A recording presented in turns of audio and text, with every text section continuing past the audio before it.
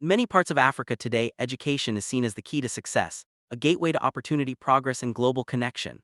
But what if I told you that in some African communities, Western education is still rejected not out of ignorance, but out of deep cultural beliefs, historical experiences, and fear of losing identity? Today, we explore the truth behind why some African communities still resist Western education.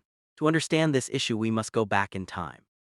During the colonial era, Western education was not introduced to empower Africans, it was designed to serve colonial interests. Schools often taught European history, religion, and values, while African traditions, languages, and knowledge systems were ignored or even condemned.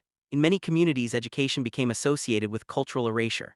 As a result, some elders began to see Western education not as a tool for growth, but as a threat to their identity. Culture is the foundation of any society. In some African communities, there is a strong belief that Western education disconnects young people from their roots. Children who go to school may stop speaking their native language, abandon traditional practices, or even disrespect elders. Over time, this creates a fear that education is not just teaching knowledge but replacing culture. For these communities, protecting tradition is more important than formal schooling. In certain regions, education is also viewed through a spiritual lens. Some communities believe that Western education promotes foreign religions and ideologies, which may conflict with traditional beliefs or local religious practices. This is especially true in areas where spiritual leaders hold strong influence.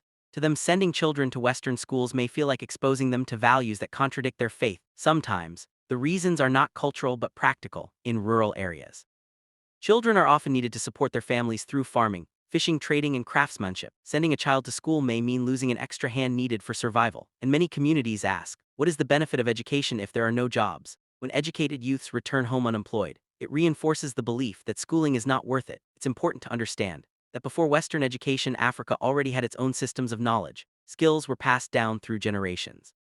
Farming techniques, herbal medicines, storytelling, and history, craftsmanship, and trade.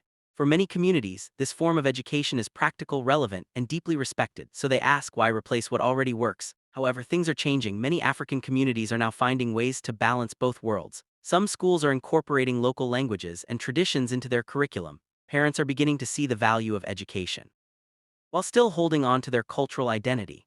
The goal is no longer to reject education, but to redefine it. So why do some African communities still reject Western education? It is not simply resistance to change, it is a struggle to preserve identity, protect values, and survive in challenging conditions. Understanding this helps us see that the issue is not black and white, but deeply rooted in history, culture, and lived experience. If you enjoyed this video and learned something new about African culture, don't forget to like, share, and subscribe. This is African Culture with Engr Paschal, bringing you the untold stories of Africa. See you in the next video.